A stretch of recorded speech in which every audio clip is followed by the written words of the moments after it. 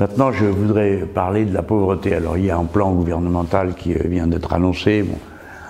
Après, je ne sais quelle quantité de blabla, on a fini par découvrir qu'en gros, le plan consistait à faire un petit peu de rattrapage pour les interventions d'urgence pour les gens qui sont directement dans la rue. Mais il faut dire que tout ça avait pris un tel retard et était dans un tel état de démantèlement que je ne sais même pas si les saupoudrages actuels vont simplement remettre à flot ce qui existait avant et qui est en train de se disloquer. J'ajoute que c'est en train de se disloquer dans des conditions qui sont souvent assez insupportables. Par exemple, à Marseille, des militants sont venus me raconter comment quand on appelle au 15 pour trouver un refuge, souvent la réponse c'est « Ah ben non, on donne priorité aux migrants » parce que le gouvernement ne nous paye que pour les migrants. C'est ça qu'ils racontent aux gens qui téléphonent. Vous voyez, ça sert en plus à essayer d'exciter les gens les uns contre les autres et des fois à provoquer des relations qui sont tout à fait insupportables, de tension ou de méfiance à l'égard des personnes que l'on essaye de tirer de l'embarras absolu dans lequel elles se trouvent quand, par exemple, ils n'ont pas de toit. Naturellement, la pauvreté, c'est pas que ne pas avoir un toit. La pauvreté, d'abord, il faut se rappeler que ce n'est pas qu'un manque de monnaie, une pauvreté monétaire. Hein.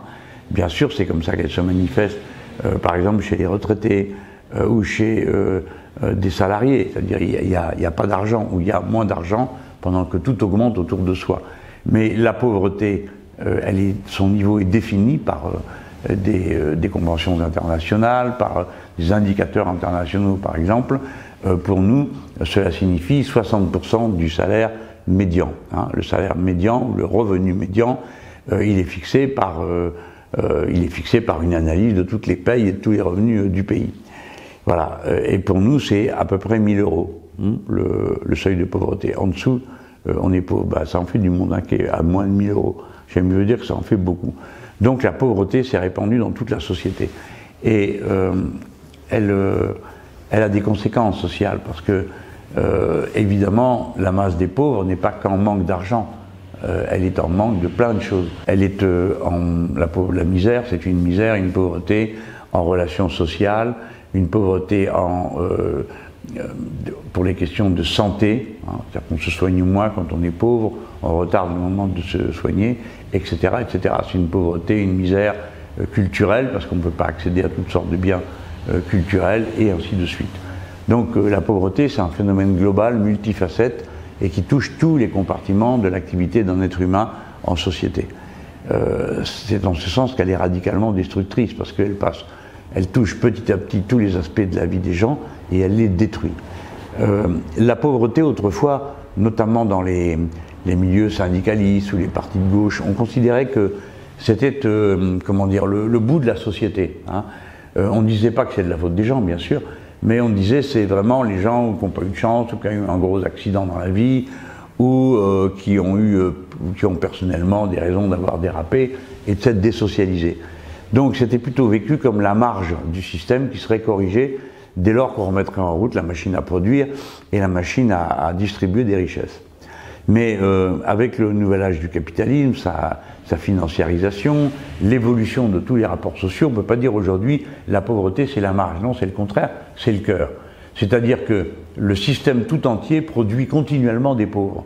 Et la production des pauvres génère une peur qui tétanise les classes sociales intermédiaires ou les classes sociales les plus bas, qui par peur de la pauvreté ne se révoltent plus, ne s'organisent pas et ne résistent pas parce qu'elles craignent que cela les entraîne vers le fond. Donc la pauvreté est d'un grand rendement pour le capitalisme de notre époque. D'abord parce qu'il n'y a pas de pauvres s'il n'y a pas de riches, et je demande que quand même cette évidence soit comprise, parce que j'ai connu des gens qui me disaient moi la richesse ça ne me dérange pas du moment qu'il n'y a pas de pauvres. Je crois même ce qu'a dit M. Olivier Faure à l'émission de France 2, le nouveau secrétaire du PS, il était tout nouveau secrétaire du PS, avait répondu ça quand on lui avait posé une question sur le sujet. Ça est absurde. Il y a des pauvres parce qu'il y a des très riches, et les très riches ne peuvent être très riches que parce que tout a été dérégulé, et que quand c'est dérégulé, le plus fragile c'est le premier qui craque. Voilà. Donc il y a un lien entre le fait qu'il y ait beaucoup de riches et le fait qu'il y ait beaucoup de pauvres. Mais les comparaisons, les chiffres, c'est pas les mêmes. Hein. D'un côté, c'est 9 ou 10 millions de personnes. De l'autre côté, le beaucoup de riches, c'est, dans le meilleur des cas, une centaine de milliers. Hein. mais ceux qui sont spécifiquement très riches sont à peine quelques centaines. Voilà. Donc la pauvreté fonctionne comme la pompe à amorcer des ponctions de richesse qui sont indues, et elle fonctionne aussi comme un épouvantail social. Donc il faut le savoir tout ça, parce que sinon on n'évalue pas correctement les situations dans les villes. La pauvreté est partout, hein. C'est-à-dire que non seulement il y a des quartiers de pauvres dans lesquels les gens sont assignés à résidence, mais il y a aussi une position particulière de ces quartiers de pauvres dans les villes. C'est-à-dire que les pauvres sont dans les quartiers populaires.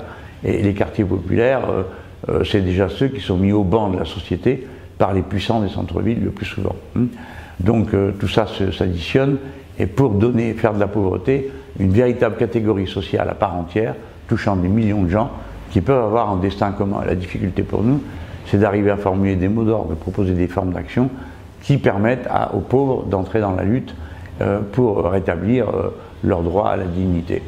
Voilà, tout ça est contenu dans la riposte que nous faisons au plan de pauvreté, où nous commençons par nous moquer du pouvoir, parce que ces décisions conduisent à fabriquer des pauvres quasi continuellement.